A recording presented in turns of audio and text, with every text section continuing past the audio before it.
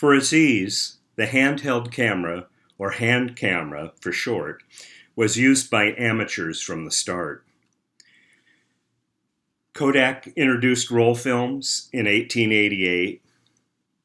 As cameras were developed that allowed quick and easy use and took advantage of the many exposures roll film could allow, by 1909 both roll film and handheld cameras became the standard.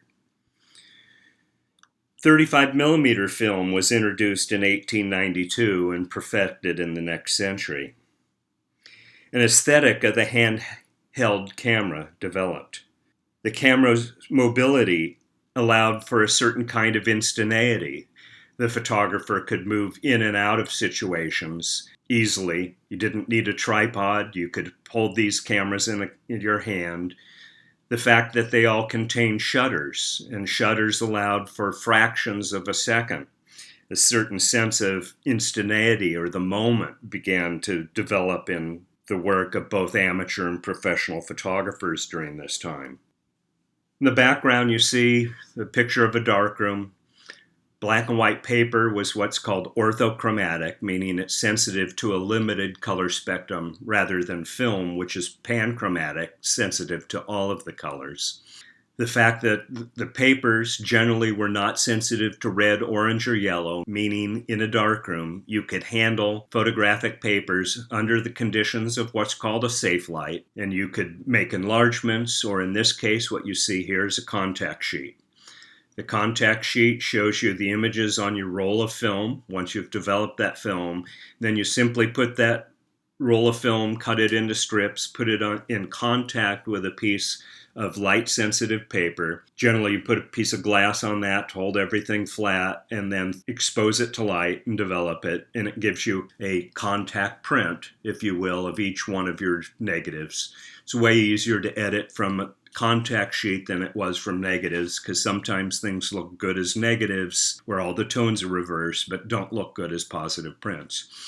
But each one of these, and while it's a little bit bigger than a square inch, not much, while many camera-based artists and professional photographers still had uses for larger negatives, 35mm was used by an increasing number of professionals as well as by amateurs.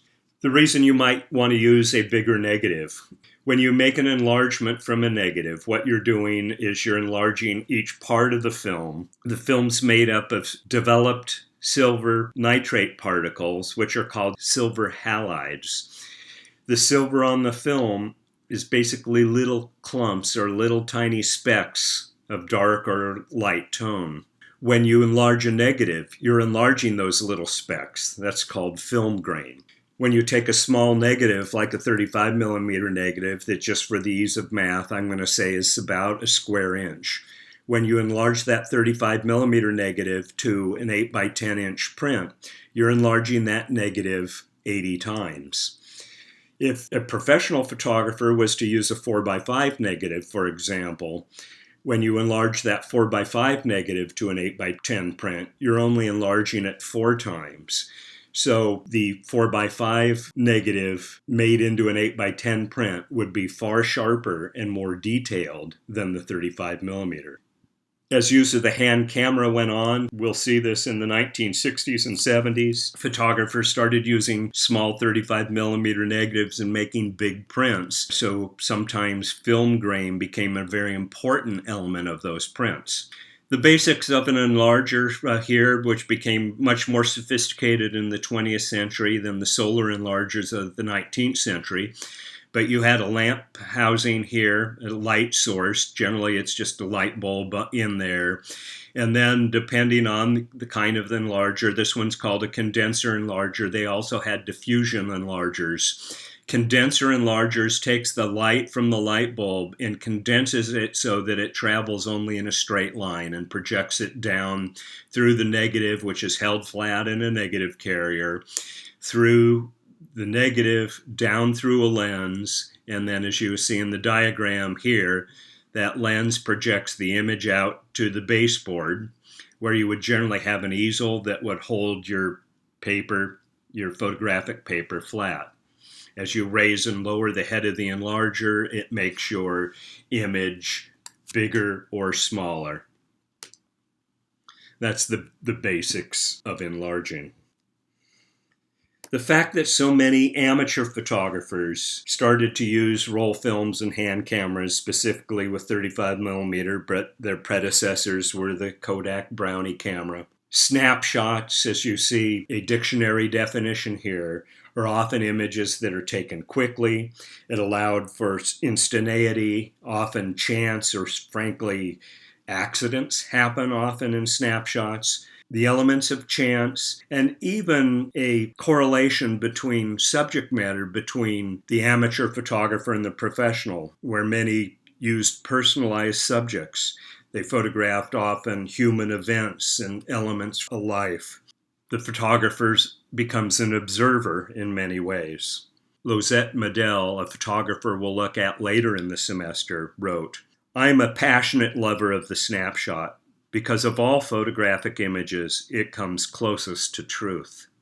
Well, again, the snapshot photographer generally points his or her camera towards the things that are important to them, memories that they want to keep or records that they want to keep for posterity, or sometimes just for fun. But indeed, one of the things that happens often is accidents, and you can see some of that in this image on the right here, where they accidentally cut off the heads, and then somebody in this family album actually drew the rest of the picture back in. Well, these kinds of elements photographers started looking at, and as time goes on, used more and more in their own work. The snapshot photographer here taking a picture of what's important to them, their friends or girlfriends or family or what have you, holding the family dog, as you see there. The shadow of the photographer's head creeps into that photograph. That kind of thing you're going to see photographers use more and more. Or maybe the little accidents of composition, having just a little piece of a tree sticking in on the edge that gives that space, it activates that space, and it activates the formal composition in ways that are at times unexpected. You see technical flaws, particularly in the work of snapshot photographers. Well, again, sometimes these technical defects became subject matter for later art photographers. The inclusion in snapshots of sometimes odd perspectives, which you see here. Presence of these feet make you aware of the photographer's presence in some ways. The photojournalist would say that the photographer should be absent, they should be transparent in the photographs. But the snapshot photographer, that's not at all the case. Photographers started to use the idea of unusual perspectives or from a personalized perspective in one way or another. So some of these elements in snapshots that sometimes happen accidentally charmed viewers and more serious photographers, and they started showing up in their work as well. Again, the odd perspective, and in this case, probably missing the event in some ways, but capturing the tail end of it, no pun intended. This element of chance, unexpected happenings, are things that more serious photographers started to not only work with, but anticipate and utilize in their artwork. Well, snapshot cameras became easier and more sophisticated. This is an example of the very first camera that I had, the Kodak Instamatic. The subject matter of most snapshots, family, friends, and things that are important to us. My guess is somebody got a new car, and while it was nice and shiny, snapped a picture of it just to record that event. I have a short little video that I'd like to play for you here.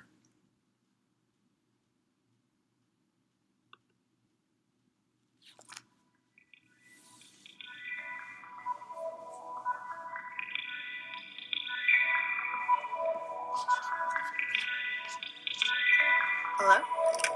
Hello? Robert? Actually, okay, let me just try something right now, and if this doesn't work, then I'm gonna give up. Robert? Yes. It worked. Okay.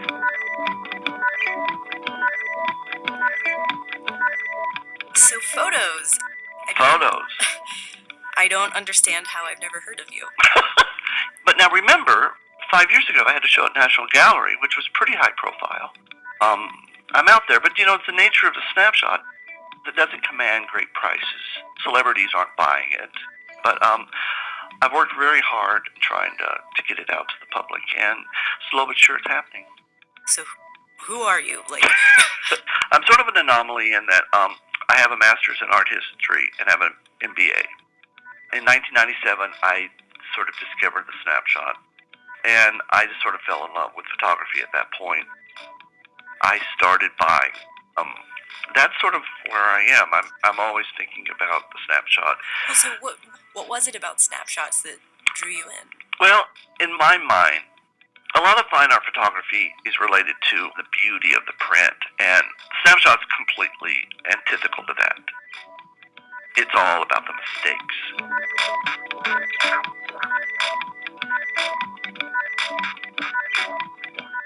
To slightly rephrase it, what are you looking for? Well, I was finding in snapshots subjects that were just astounding to me. Because when you're dealing with the snapshot, you're dealing with intimacy. You're dealing with people, in some ways, doing things in their private moments, never thinking they would get out to a larger public. So you get a lot of sort of oddities and things that are quite beautiful. That's what attracted me. And it's relatable because we've all taken snapshots. We understand what a snapshot is all about. That piece that you can hold in your hand. I mean, it's personal. It brings back memories of things. It's like an amazing one-of-a-kind thing that happened.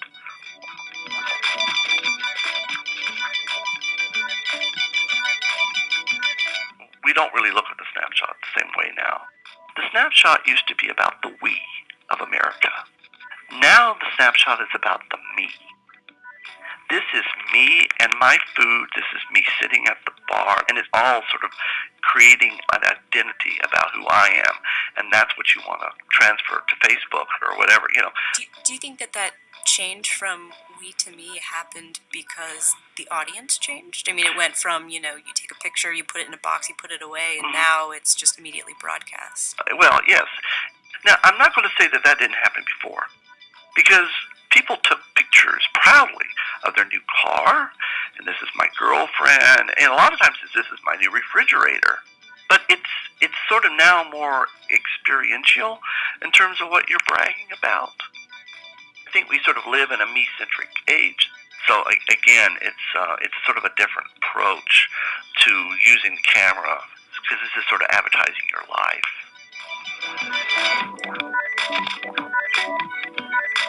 Well, I think I'm going to get off Instagram and start printing photographs. Please print, because in 100 years, we collectors will have something to buy. Or take your photos and physically print them into a book. Because one day all this stuff will be gone. I mean, you won't be able to access them anymore. I'll do that, and my breakfast photos will be worth millions. They could, Well, thanks so much for taking the time to talk. All right. Well, it was fun to talk to you, Claire. And let me know how I can be of help to you, okay? I will, and thank you so much for your time. Oh, sure. All right, we'll be in touch. Bye-bye.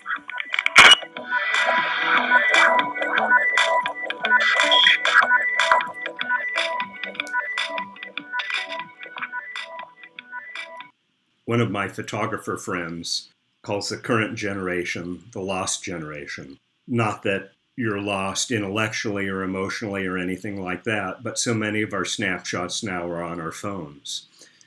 Are you going to pass your phone on to your offspring, or will they inherit your files? My guess, not. And indeed, that's what he meant by that. So it's an interesting take. It's interesting how snapshots have evolved over the years. Polaroid was part of that. Polaroid was first introduced to market in 1948. The instantaneity of the Polaroid print is something that lent itself greatly to making snapshots.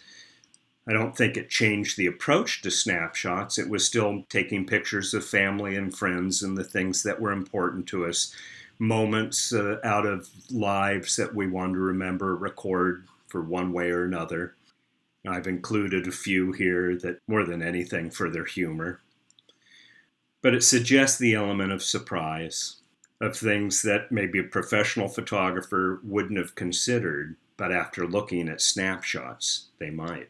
As a trained photographer, and now with 50 years of experience, what I always tell my family is I can't make snapshots.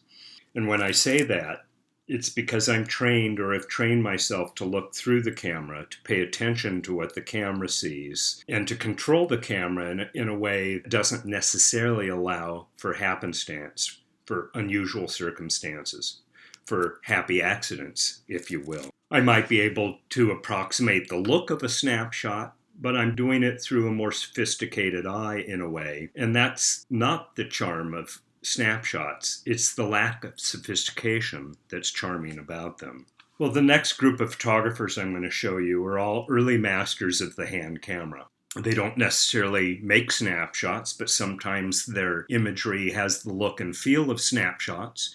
As I said before, it sometimes shares a similar kind of subject matter, and I think you're going to see that in Henri Cartier's work. He was a Hungarian who moved to France in 1926 and later to the United States in 1936. He started photographing in the early 1900s, but he became serious about it about 1912. The element of instantaneity that you saw in snapshots, you're going to see in much of Henri Cartier's work as well. That sense of personalized moments in one way or another is something that you'll see early in his work. He was friends with artists Marc Chagall and Piet Mondrian. He made a living as a photo reportage photographer. He became a seminal figure in the development of photojournalism. He wrote, quote, "The moment always dictates my work." And that moment might be one like this, where the organization of the photograph is based on a particular moment in time when you see people all across the frame, each one moving in a different direction. You know, this guy going that way, this person moving that way, this person moving that way, the horse moving that way, even though it's an animate horse. There's a certain rhythm to these photographs, and I think you're going to see that throughout the work that we look at today. That rhythm may be a certain repetition of people or lines or what have you. The snapshots use of the private moment you see in an image like this. We'll never really know what they're looking at, but the act of looking is what's important. I talked about that sense of repetition and rhythm. You see it in this photograph. Look at all the lines in the photograph, the shadows as well as the railings and the steps, this sense of repetition. And then you see the shadows creating a different kind of pattern of repetition.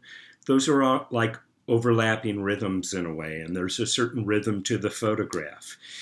Even little things like the fact that these lines point us in the direction and there's a person right there.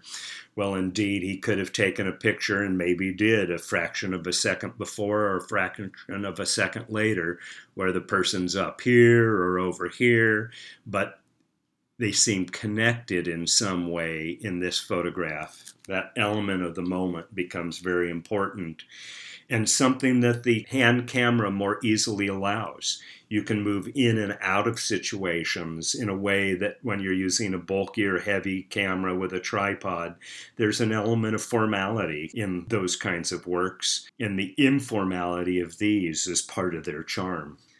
It allowed the photographer to make photographs from different kinds of perspectives. We saw that in some of the Russian work in our last lecture, but you see that here as well, getting up in a tower and photographing through a clock. That moment where everything coalesces, photographing the street here in Paris. You can see one person here moving it towards the camera and actually looks like maybe he's even looking at the photographer. At that same instant, there's a train going by and there's people going a different way. And there's all these different elements going on. It's juxtaposing these different kinds of elements and putting them together in this instant or fraction of a second where everything appears to have its own place in its own part of that scene. It's part of the rhythm of these photographs. We're seeing the observer as we're an observer, just like the photographer is, and we're seeing all these people watching the acrobat here balance himself on a series of chairs, but from the perspective of the artist, continuing that line up to the person right above. There seems to be a physical connection in some ways, where again, if the photographer moved a little to the right or to the left, you have a different photograph. With a camera on a tripod, once you set that tripod up, it takes some effort to move the tripod, move the camera, refocus, and do all those kinds of things. So it doesn't allow for this kinds of movement and the reliance on that moment that's so important to hand camera work. And you're going to see it in a variety of different ways as we go through the pictures today. Sharing the subject matter of snapshots, family and friends, and what you heard in the interview is intimate moments, and you see one of those here. Kertesz was a successful photojournalist. He worked freelance in Germany from 1925 to 1928 and contributed to all of their important papers and journals. Later in America, he worked for Look, Vogue, and Harper's Bazaar magazines. He did a series of still lifes, and this may not be a typical still life, but we can assume that this was posed. And you see the form of the dancer as she poses on that sofa, paralleling some ways the form of the statue you have on the side, and they're carefully included in the photograph on the edge as a picture of another statue. Another one of his still lifes. Notice the rhythm of the form. We have two spaces through the doorway, and in the foreground, in another room, we see all of these different elements that counterbalance one another, composed in ways just like a painter would compose his or her paintings. A certain sense of rhythm, a balance of design, the use of line and form and volume and texture, all the elements of two-dimensional design. Another one of his still life, in this case a portrait of Mondrian through his glasses and his pipe. The table carefully pointing to the edge of the frame, which creates two triangles.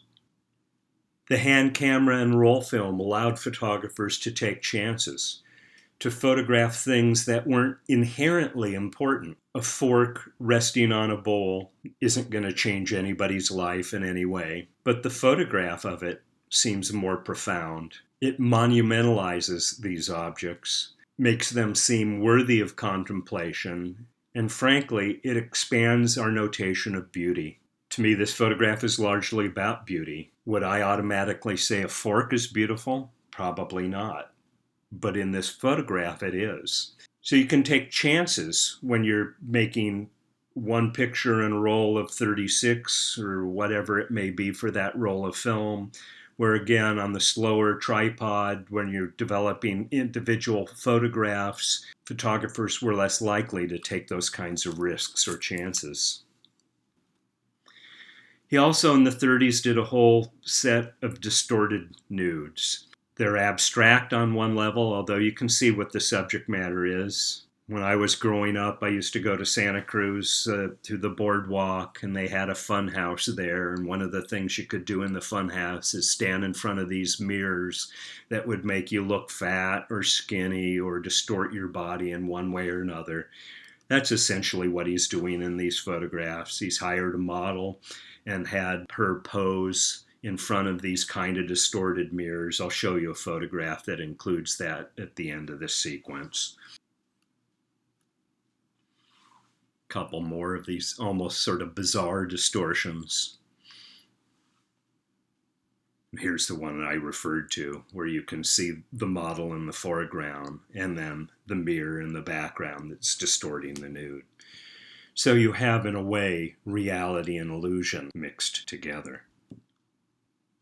Again, the rhythm that I talked about in his work, and you're going to see it in some of the other works that we looked at today, but you have the people that punctuate the middle ground in this photograph, this person really stands out in his white clothing against the darker ground.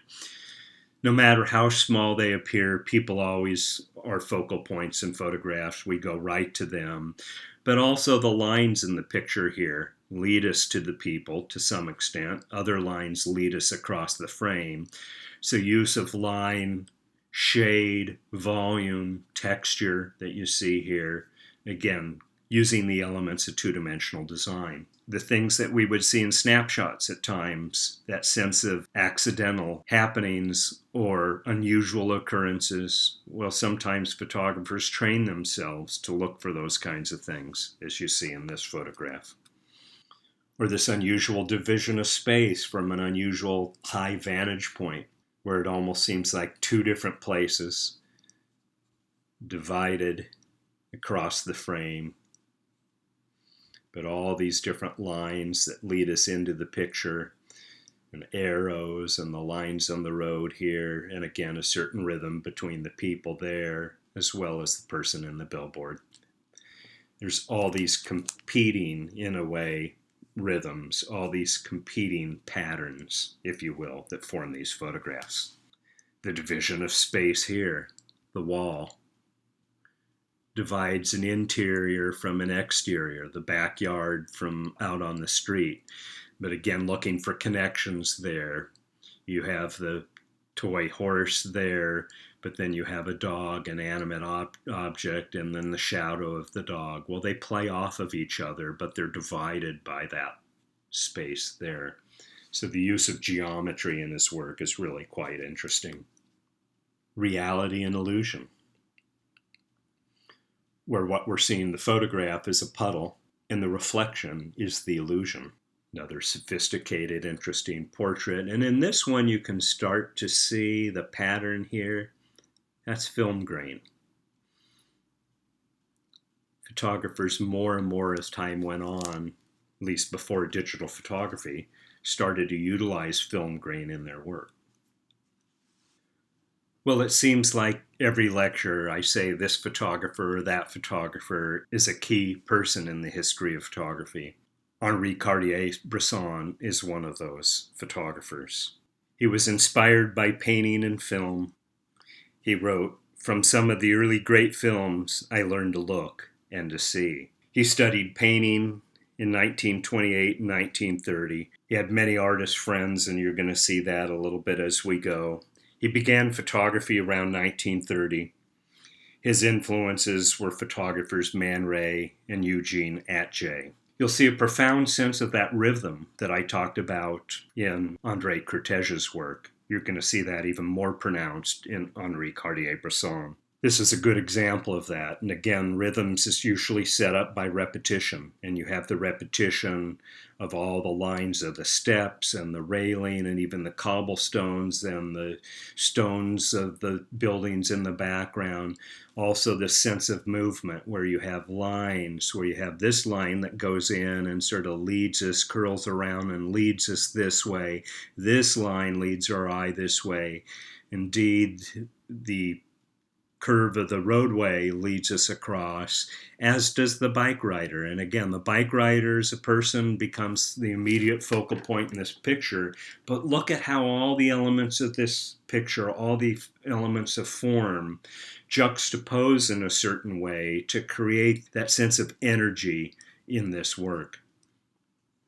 One of Cartier-Bresson's quotes, "To me, photography is the simultaneous recognition in a fraction of a second of the significance of an event as well as a precise organization of forms which give that event its proper expression."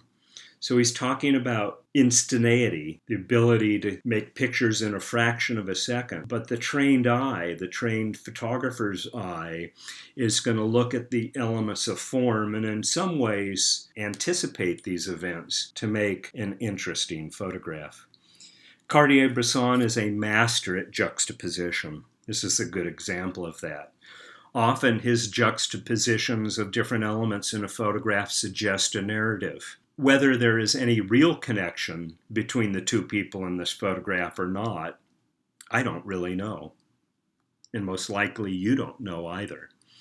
Cartier Bresson probably knew, but in this photograph, it suggested a connection. You can see the opening in a doorway here, a stern-looking man, or at least a stern look on his face, wearing a cap that makes you think, well, maybe he's a security guard or a police officer or something like that.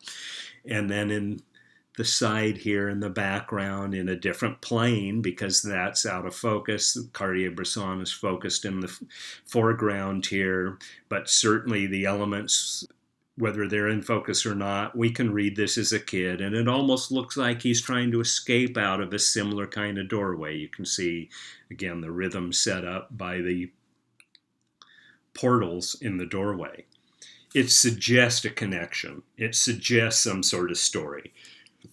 Is the kid sneaking out from his schoolyard or something like that? Maybe. Again, I don't know, but the kind of narrative that he's asking to kind of compose in our own mind based on the clues and elements that we see in the photograph. Other little things that, again, a trained photographer or a trained eye will look at. These lines leading up to, and push us towards this guy, but look, it almost connects up with his coat there. Well, those kind of visual connections are something that a very trained eye will start to observe and see, and it's why I say that I can't make snapshots, because I look at those kinds of things. The element of juxtaposition that you see in this photograph. You've got a sleeping vendor in the foreground and then somebody's graffitied face in the background. They both have their mouths open. The graffiti has an open eye, the other guy seems to be sleeping, but it suggests a connection between these two things. Whether there's any real connection to them or not, it's probably unimportant, but it's something that we don't know. But the suggestion in this still photograph makes those kinds of connections through this juxtaposition.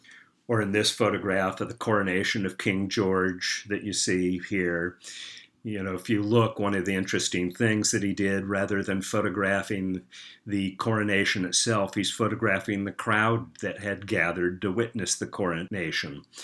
And when you see it's a crowd full of people, there's one little gap that you see right there that just happens to be directly up the guy that looks like he's passed out, either asleep or drunk and passed out, lying in all the trash paper in the foreground.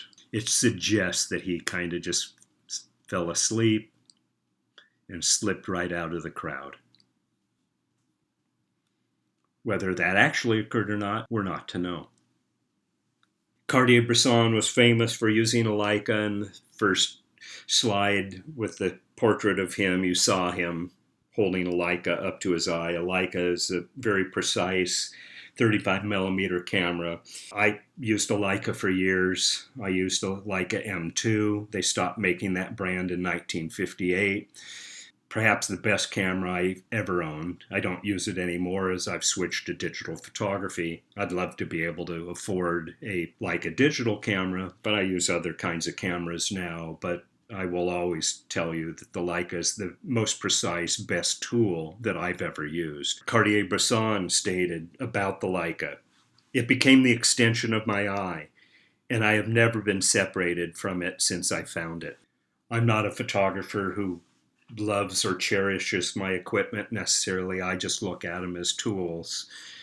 But I speak differently about the Leica. It was such an exacting tool. It was so easy to use. The lenses were so sharp, and the viewfinder so great. I find that my Nikon that I use now is difficult to focus. It's kind of heavy and clunky. The Leica I could operate with one hand. I could advance the film and hold it up to my eye with one hand. So if I needed my other hand to hold myself against a wall or steady myself or do something else with it, I was perfectly free to do so. The Leica viewfinder was also made so that you could keep both eyes open and basically simply see the little implant of a light rectangle so you understood what you were looking at, but having the ability of not having to close the other eye. You could see other things that are outside the frame that might be happening, that might be useful to photograph. Well, I talked about his work in sense of a rhythm and that sense of juxtaposition. I would suggest that he's making an equation in this photograph where you see all the almost random heads of the kids playing in the foreground, that they parallel almost the random position of the windows in this Antonio Gaudi building in the background. It's making a visual connection through juxtaposition and these different kinds of overlapping rhythms, making a picture that seems to coalesce into one event. And he's just a master at that. And it's where his lasting influence was. He photographed all sorts of different kinds of subjects, usually subjects of human interest. He was less likely to do still lifes than Henri Cartier and other photographers. He made his living as a reportage photographer. He co-founded Magnum Agency, which independent picture-making agency that's still working today and is one of the premier agencies for photojournalism. That sense of things coalescing, and you see in this portrait of the guy in the street with the cape and the cane, and you have all of the lines of the road leading basically back to him, everything revolving around his main focal point. One of his books, and you can see the cover here, was done by Henri Matisse, The Decisive Moment. The term The Decisive Moment comes from a cardinal here, and you can see the entire sentence. There is nothing in this world that does not have a decisive moment. Well, the decisive moment is a term that is still important to photography. It was coined after Cartier-Bresson's photographs. This is really one of the great images that he made, and one that displays that element of the decisive moment. That moment, that fraction of a second when the photographer snaps the shutter, that everything seems to have coalesced. You see in this photograph, a guy trying to leap over a puddle, and it looks like he's about to land in the puddle, but he's making the leap, and then he's reflected in the puddle itself with the reflection there. So you have the rhythm of that, you have the repetition of the fence and the lines of that, and this other figure. But importantly, you have this figure that is mimicking the shape of the dancer in the poster in the background.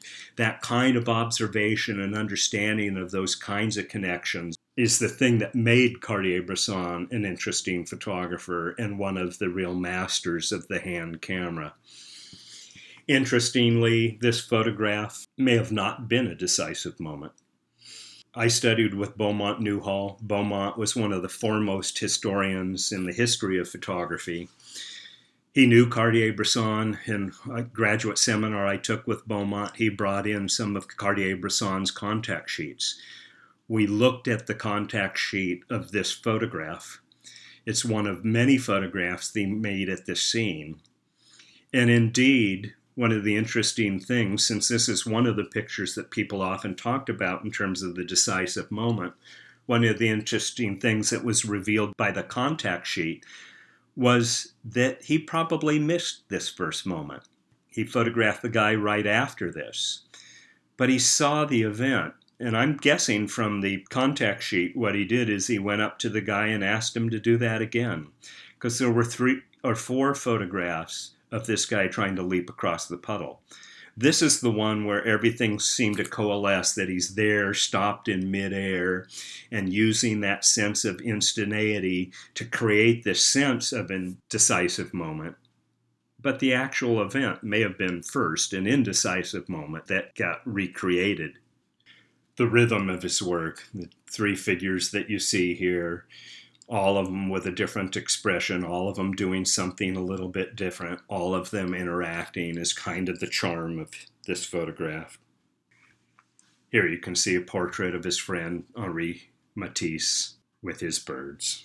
Cartier-Bresson wrote of photography, "This is the poetry of life's reality," and his works are like poems. One of his other photo books, The Europeans, again, the cover by an important European artist, Jean Moreau. So he's well connected in the art world during his day. Another one of his quotes, "Photography is not like painting. There is a creative fraction of a second when you are taking a picture."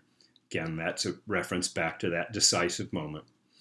Your eye must see a composition or an expression that life itself offers you, and you must know with intuition when to click the camera.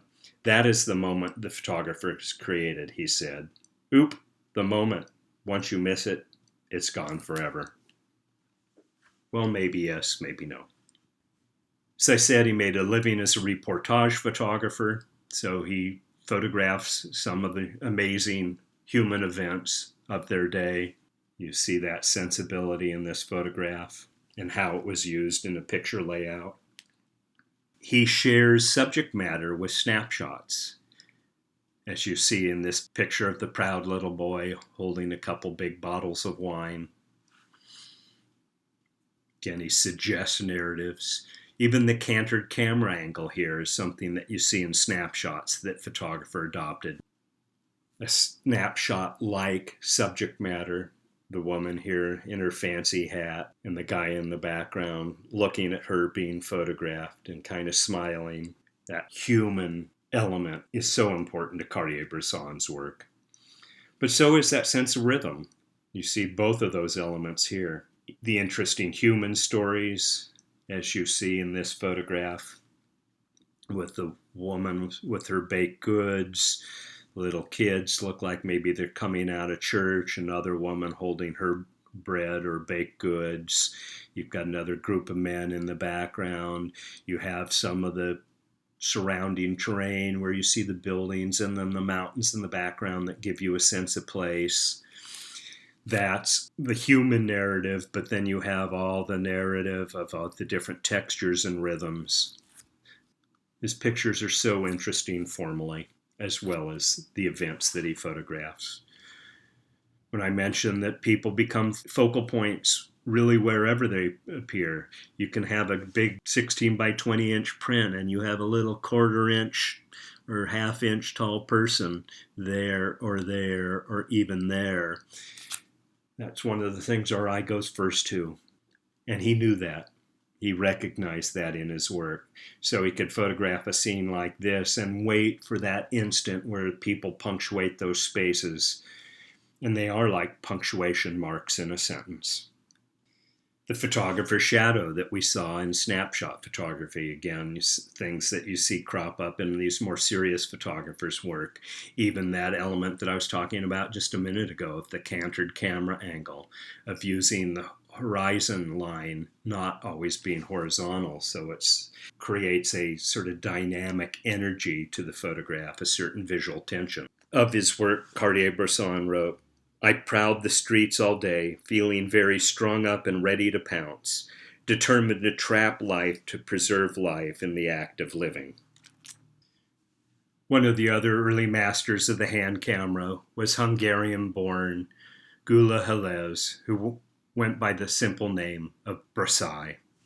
In 1933, he published his first book, Paris at Night, which made him world famous. His photographs were the night and nightlife, and at times the underworld of Paris. He started photographing around 1930. He was advised early on his work by Henri Cartier. He worked as a photojournalist. He made artist portraits as well as the pieces that you're seeing here.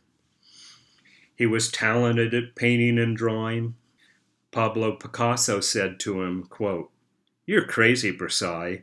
You have a gold mine, and you spend your time exploring a salt mine," meaning the difference between his works for sale in painting or photography. Brassai's response was, "One should use the medium of the times." And indeed, photography was that. As you see his famous piece from one of the gargoyles in the Notre Dame Cathedral. Again, he's photographing these at night, usually with extended exposures. They're as formally exact as some of the pieces that we saw with Kertesz or Cartier-Bresson. They explore a different element of life than either of the other photographers. By looking at nightlife, he's giving us a different view in the sense of celebration. Or at times, the more personal or secretive parts of life, as you see this young couple embracing for a kiss. in the shadows of night. Or it might include the underworld, as you see his photograph here of a prostitute in the streets of Paris. You see that here as well. The shadows in his work add a certain mystery. On the other side of that was the police there. Always loved this photograph. It looks like two kids peeking around an alleyway, but the division right there, there's a side of a building or something else, I'm uncertain. But indeed, having these two guys just what looks like peeking around the corner, kind of glaring at us, wouldn't really feel safe. And that's what he wants us to experience. The darkness creates mystery in this image. It creates intrigue, maybe even danger. He also moved into the cafes and the bars and the restaurants and made photographs. He did a whole series of these that are really quite wonderful. Not only do we see the couple here at their table with their coffees and their cigarettes, but then you see the mirrors. This mirror reflecting her, and he's not there. And then this mirror reflecting him. And while you might see her head, you really only see his face. Interestingly, you see his face only in the reflection and not in the foreground of the picture. The way he uses form in these are really quite masterful, that the mirrors reflect something different in a way, or tell a greater part of the story than had they not been included at all. He wrote, "For me, I must maintain formal perfection. The structure or composition of a photograph is just as important as its subject. This is not an aesthetic demand, as one might assume, but a practical one. Only images powerfully grasped, streamlined, have the capacity to penetrate the memory and become, in a word, unforgettable." Well, indeed, many of Brassai's photographs are unforgettable. There's so many little elements about this picture that are so wonderful. You see the guy sitting there with a couple of women. I love the little curl right there as well. He's got his arm around one of the women who doesn't seem quite as enthralled with it as the other. You see the presence of another person, but you don't see them at all until you see the reflection. And you see, well, this table's probably, a little drunk and being loud. They've got their drinks on the table. You have another woman in the background who's a little less certain about all of what's going on. The stories that this picture takes, and again, it requires some of our imagination to complete the elements, as do most photographs. But indeed, he provides us clues to create the narrative. Whether that narrative is exactly what was happening in these photographs, we'll never know. But the fact they tell us something, that they communicate something to us, makes them interesting. Again, the little curl in this woman's hair and the drinks, but the sense of dissatisfaction. They're looking away from each other. The expressions on the face, neither one of them are happy. And then you can see that amplified by the title, Quarrel. One of the other interesting things, you have a pair of people, you have a pair of hands, you have a pair of drinks on the table. That all sets up a particular rhythm. That becomes part of his formal composition, which he talked about in that quote. So he's photographing the nightlife, both in the exterior and the interior.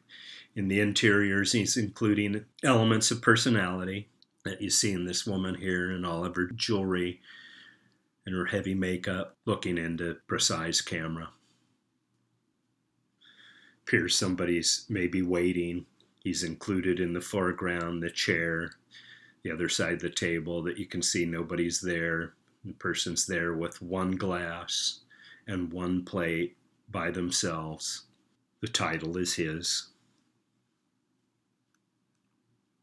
The sense of personality comes across greatly in these pictures. And again, we go first to her, and a look on her face, and one of the techniques that photographers use. There's a difference when you photograph somebody looking into the camera, looking away from it. As a viewer, in essence, I look straight into her eyes. Then in a way, I'm getting eye contact with that person. It tells me something about her. She's bold. She's self-confident. She has something in mind, perhaps.